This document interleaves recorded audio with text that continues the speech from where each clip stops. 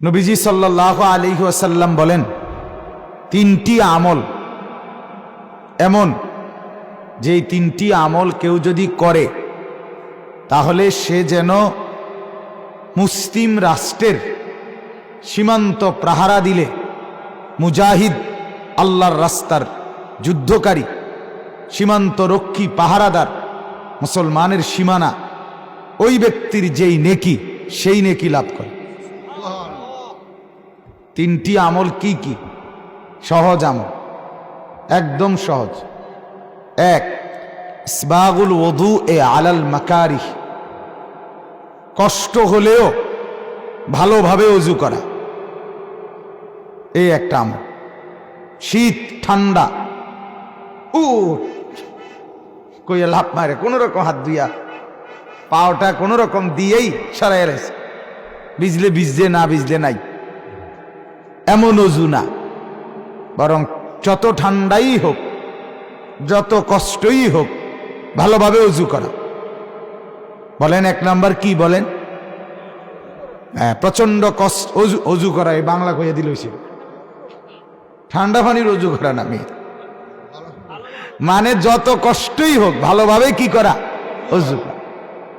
ঠান্ডা হোক গরম হোক, যে কোনো অবস্থাতে ওযু ভালোভাবে, সর্বাবস্থায় কষ্ট করে হলেও ওযু করা। দুই, কাসরাতুল খুতা ইলাল মাসাজিদ, এখানে মসজিদ তো আমার ঘর আধা কিলো দূরে, 1.25 কিলো দূরে, এত দূর মসজিদ যাব কিভাবে? আল্লাহ নবী সাল্লাল্লাহু আলাইহি ওয়াসাল্লাম বলেন, তো দূরের মসজিদ হওয়ার কারণে তোমার কদমও তো লাগবে বেশি, তো এই বেশি কদমে মসজিদে গমন করা, আল্লাহ নবী বলেন মুসলিম রাষ্ট্রের সীমান্ত প্রহরী মুজাহিদের সব। একটু দূরে হলে কি হইছে? বাজার একটু দূরে হলে মানুষে যায় না, মার্কেট একটু দূরে হলে মানুষে যায় না, ঢাকা শহর তো অনেক দূর, তাইলে মানুষ যাচ্ছে না। আমি আমার চিকিৎসার জন্য গত মাসে দিল্লি গেছি। দিল্লি আগরতলা থেকে 3500 কিলোমিটার দূরে, ওই আগরতলায় আখাউড়ার থেকে যে বর্ডার পার হয় ওইখান থেকে সেখানে গেছি একটু ভালো চিকিৎসার জন্য।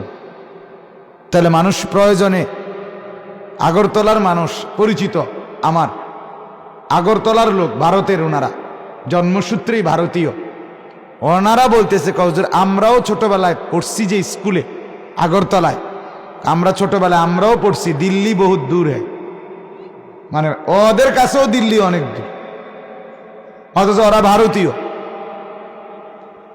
তাইলে কাসরাতুল খুতা ইলাল মাসাজিদ, বেশি বেশি কদম দিয়ে মসজিদে যাও, অর্থাৎ দূরে হলেও কষ্ট করে মসজিদে যাওয়া।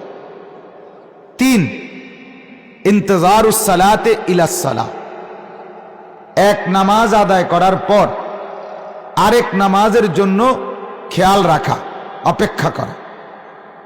বসে থেকে অপেক্ষা না, আপনি আপনার কাজেই থাকেন, আপনি আপনার ফিকিরেই করেন, মেহনত, ব্যবসা, চাকরি, লেনদেন যাই করেন, কিন্তু আমার সামনে আসরের নামাজ, এটা মাথায় থাকা, আমার সামনে ফজরের নামাজ, আবার সামনে জোহরের নামাজ, এটা জেহানে থাকা যে আমি যেখানেই থাকি, যদ্দূরে যাই, নামাজের ওয়াক্ত হলে আমি নামাজ পড়ে ফেলব, এই মানসিকতা।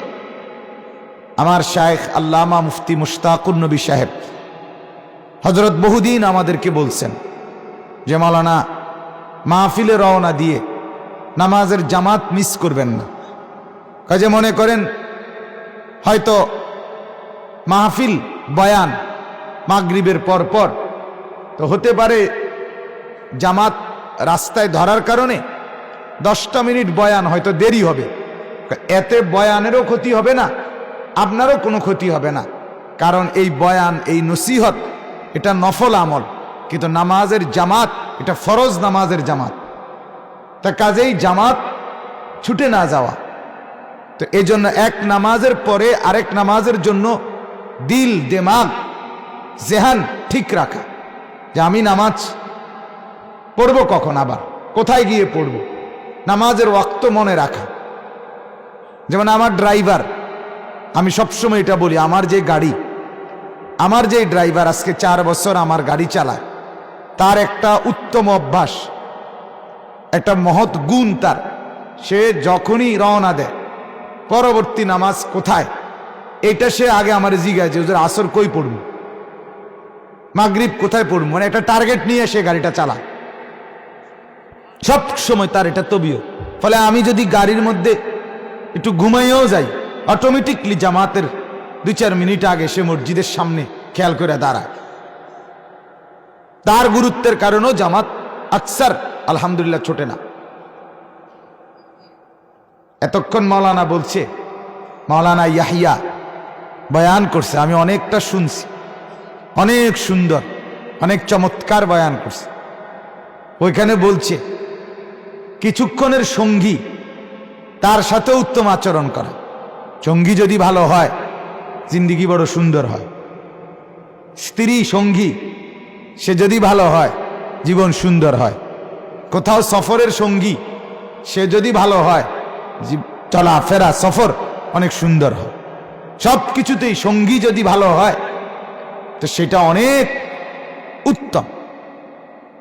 আল্লাহ নবী সাল্লাল্লাহু আলাইহি ওয়াসাল্লাম বলেন, মাসালুল জালিসিস সালিহ কাহামিলিল মিস্ক।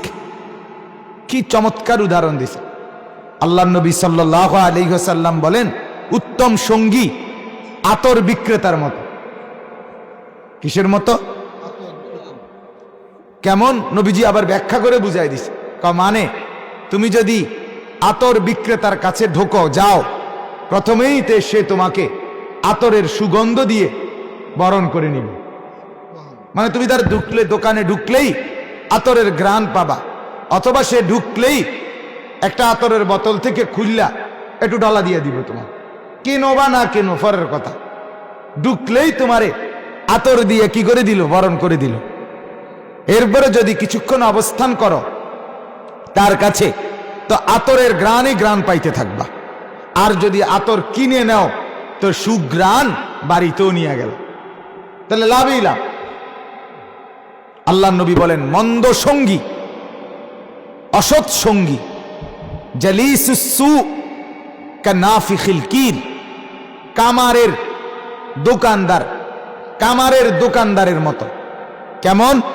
নবীজি বলেন, তুমি যখনই তার কাছে যাবা সে তোমাকে ধোঁয়া দিয়া বরণ করে নিবে, দুর্গন্ধ, ধোঁয়ার গন্ধ।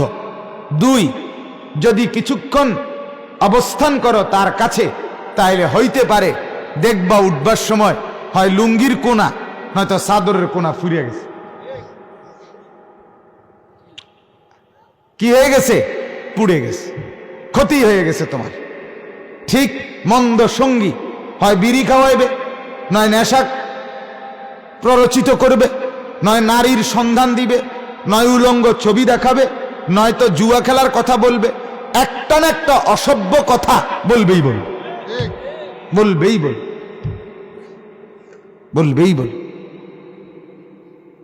আর উত্তম সঙ্গী এটাই বলবে, নামাজ পড়ছো, কোরআন পড়ছো, চলো নামাজ পড়ে আসি। ঠিক আছে, কথা হবে পরে, আগে চলো নামাজ, চলো আল্লাহর কথা ভাবে। এই জন্য বললাম এই 3টা আমল, যত কষ্টই হোক, ভালোভাবে অজু করা, বেশি বেশি কদমে মসজিদে গমন করা, এবং এক নামাজের পরে আরেক নামাজের খেয়াল রাখা। নবীজি বলেন, ফাযালিকুমুর রিবাত, এটা হলো মুসলিম রাষ্ট্রের সীমান্ত প্রহরী মুজাহিদের মতো নেকি। সুবহান। এজন্য আমার অনুরোধ, ঠান্ডা পড়ছে, শীত চলতেছে, এই কারণে কষ্ট করে ভালোভাবে ইবাদতের জন্য ওযু করবেন, পবিত্র হবেন, এই বিষয়টা খেয়াল রাখবেন, এবং কষ্ট করে হলেও নামাজ পড়বেন, বন্দিগি করবেন, বলেন ইনশাআল্লাহ। আর যারা এই তবিয়তের যে হুজুর শীত গরম আমি বরাবর, আমি একই রকম, আমি শীতেও নামাজ পড়ি না, গরমেও নামাজ পড়ি না, আমারে বলে কোনো লাভ নাই, আমার কোনো টেনশনে নাই। না, আপনারে নিয়ে আসলেও কোনো টেনশন নাই। কারণ আপনি টেনশন করবেন কি? আপনি তো ফিডা খাইবেন নিশ্চিতে। আপনারা আরে টেনশন করবো কি? আস্তাগফিরুল্লাহ, আস্তাগফিরুল্লাহ। বড় অবাক লাগে আমার কাছে, মুসলিম পরিচয়ধারী অথচ বেনামাজি, মুসলিম পরিচয়ধারী অথচ মসজিদ তার নজরে পড়ে না, মুসলমান পরিচয়ধারী অথচ আজানের আওয়াজ তার কাছে দিলে লাগে না। আহ, এটা মানুষ কিনা আমারই সন্দেহ, আমার খুব সন্দেহ। বেনামাজি আমার কাছে মানুষ মনে হয় না, কি জানি, আমি বুঝি না এটা।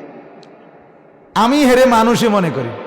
হে হয় প্লাস্টিক, নইলে রাবার, নইলে পলিথিন, এটা একটা কিছু হইতে পারে আর কি, হয় বান্দর নইলে ছাগল, এমন একটা কিছু। বেনামাজি যার কপালে সেজদা নাই, সে মানুষ কিভাবে হয় আমি বুঝি, আমি বুঝি। ফজরের নামাজ যেই সমস্ত যুবক তোমরা পড়ো না, তোমরা মানুষ কিনা আমার সন্দেহ। তুমি ডাক্তার দেখাও, তুমি মানুষ কিনা। হ্যাঁ হ্যাঁ, বানানেওয়ালা যে চেনে না, মুনিব যে চেনে না, সে মানুষ কিভাবে হয়? আমি আসলাম কোত্থেকে, কে আমারে পাঠাইলো, আমি কেন আসলাম, তিনি আমার কাছে কিছু চান কিনা, আমাকে কিছু করতে বলছেন কিনা, এতটুকু বুঝ আকল দেমাগ যার নাই, তে পড়লই কি, বুঝলই কি, শিখলই কি, পরীক্ষা দিল কি? তুই অপদার্থ শিখলে কি? তা কে বলছে তোমারে বাংলা অঙ্ক ইংরেজি পড়তে? তুমি ভাত খাইতে লইছো, ভাতে না খাইবা? ভাত খাইতে গিয়ে এত বই পড়ন লাগে? কথা বলেন না কেন? ভাত খাইতে এত বই পড়তে হয়? কত মূর্খ বকলক, নাম দস্তখত করতে জানে না, টিপসই দেয়, তাও টিপসইও দিতে পারে না, আর নিজে আঙ্গুল দৈরা দন লাগে আরেকজনে। তারও কোটি কোটি টাকা, দালান বিল্ডিং, পৃথিবীর দামি টাইলস, অত্যাধুনিক বাড়ি গাড়ি, সব দুনিয়া অর্জন করছে, কিন্তু সরু সরেও চেনে না। আছে না এমন মানুষ?